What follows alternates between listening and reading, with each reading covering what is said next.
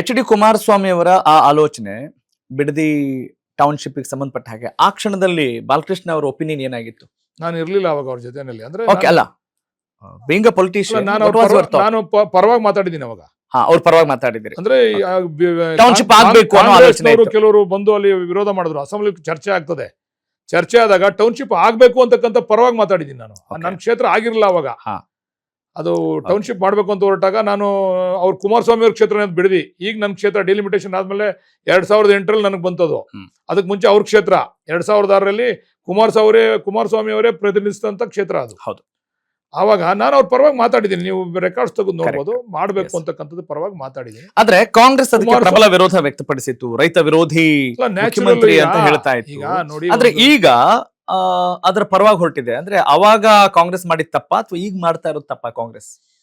ಸರಿ ತಪ್ಪು ಅಂತಕ್ಕಂಥದ್ದು ನಾನು ಇಲ್ಲಿ ವಿಶ್ಲೇಷಣೆ ಮಾಡಕ್ ಹೋಗಲ್ಲ. ಇದರಲ್ಲಿ ಸತ್ಯತೆ ಆಚೆ ಬರಬೇಕು. From the perspective of your voters, from the perspective of your public, ಅದನ್ನು ಹೇಳ್ತೀನಿ ಮುಂದೆ ನೀವು ಅವಕಾಶ ಕೊಟ್ರೆ ಏನು ಅಂತ ಹೇಳ್ತೀನಿ. ಪ್ಲೀಸ್. ಈಗ ಕುಮಾರಸ್ವಾಮಿ ಅವ್ರು ಬಂದ್ರು, ಕೇಳಿದ್ರು, ಅವ್ರು ಬಿಡ್ಲಿಲ್ಲ, ನಾನು ಮಾಡ್ತೀನಿ ಅಂದ್ರು. ಪುನಃ ಕಾಂಗ್ರೆಸ್ ಸರ್ಕಾರ ಹೋಯ್ತು. ಯಡಿಯೂರಪ್ಪನವ್ರ ಸರ್ಕಾರ ಮತ್ತೆ ಅಸ್ತಿತ್ವಕ್ಕೆ ಬಂತು 2020ರಲ್ಲಿ.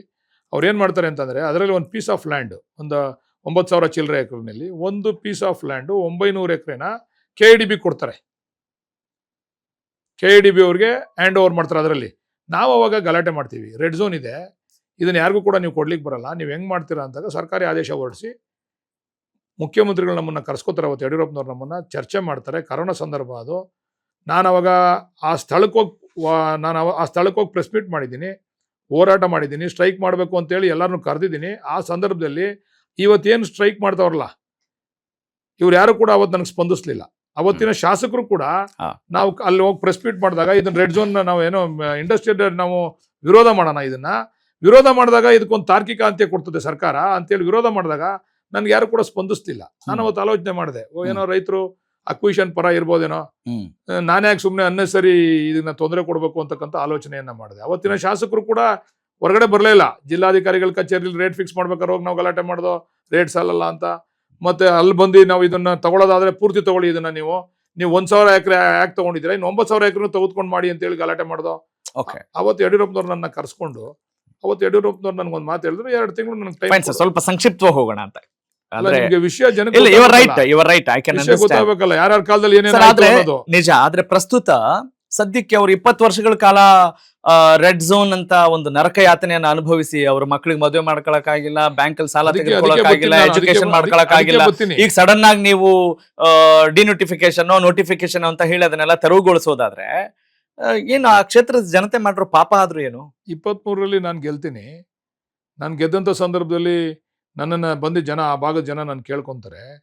ನಾವು 23ರಿಂದ ಏಕಾಏಕಿ ನಾವು ನೋಟಿಫಿಕೇಶನ್ ಹೊರಡಿಸ್ಲಿಲ್ಲ. ನಾವು 23ರಿಂದ 25ವರೆಗೂ ಕೂಡ ಅಲ್ಲಿ ಸಾಧಕ ಬಾಧಕ ಎಲ್ಲ ಚರ್ಚೆ ಮಾಡಿ ಕಡೆಗೆ ಎಲ್ಲರೂ ಬಂದು, ಇಲ್ಲ ಇದಕ್ಕೇನಾರ ಒಂದು ಅಂತಿಮ ಒಂದು ರೂಪವನ್ನು ಕೊಡ್ಬೇಕು ನೀವು, ಇಲ್ಲ ಮಾಡಿ, ಅವ್ರು ಯಾವ ರೀತಿ KIDB ಕೊಟ್ಟು ಅದನ್ನೆಲ್ಲ ತೆಗೆದುಕೊಂಡು ಸರ್ಕಾರ ವಶಕ್ಕೆ ತೆಗೆದುಕೊಂಡ್ರು ಆ ರೀತಿ ನೀವು ಮಾಡಿ, ಇಲ್ಲಾಂದರೆ ಬಿಟ್ಬಿಡಿ ಅಂತಕ್ಕಂಥ ವಿಚಾರ ಬಂದಾಗ ಎಲ್ಲ ಚರ್ಚೆ ಮಾಡಿ, ಇಲ್ಲ ಇಲ್ಲೊಂದು A1 ಸಿಟಿ ಮಾಡಬೇಕು ಅಂತಕ್ಕಂಥ ಒಂದು ತೀರ್ಮಾನ ಆಗಿದೆ. ಒಂದು ಮಾಡೋಣ, ಒಂದು ಒಳ್ಳೆ ಸಿಟಿ ಬಂದರೆ ನಮಗೂ ಕೂಡ ಒಂದು ಮೆರುಗು ಬರ್ತದೆ, ನಮ್ಮ ಜಿಲ್ಲೆಗೂ ಒಂದು ಮೆರುಗು ಬರ್ತದೆ, ಮತ್ತು ಆ ಭಾಗದಲ್ಲಿ ಅವಶ್ಯಕತೆ ಕೂಡ ಇದೆ ಅಂತೇಳಿ ನಾವು ಅವಾಗ ಮಾಡಲಿಕ್ಕೆ ಹೊರಟು. A1 ಸಿಟಿ ಮಾಡಬೇಕು ಅಂತೇಳಿ ನಾವು ಪ್ರಿಲಿಮಿನರಿ ನೋಟಿಫಿಕೇಶನ್ನು ಸಿದ್ದರಾಮಣ್ಣವರು ಮುಖ್ಯಮಂತ್ರಿಯಾಗಿ 2025ರಲ್ಲಿ ಪ್ರಿಲಿಮಿನರಿ ನೋಟಿಫಿಕೇಶನ್ ಮಾಡ್ತೀವಿ. 1 ವರ್ಷ ನಮಗೆ ಕಾಲಾವಕಾಶ ಬೇಕಾಗ್ತದೆ.